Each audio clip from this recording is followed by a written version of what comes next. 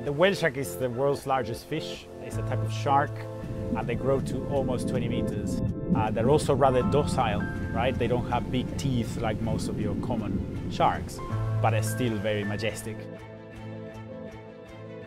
The presence of the sharks show you that area is important. It's an area that is healthy, that it has a lot of food for the whale sharks and for the other animals. If you lead by an example and you show people the impact that they can have for good, you can without doubt change the world. We need the rules, otherwise the shark is going. We don't have a shark, we don't have a reef. And we all need to do this. Everybody together we can, and we will.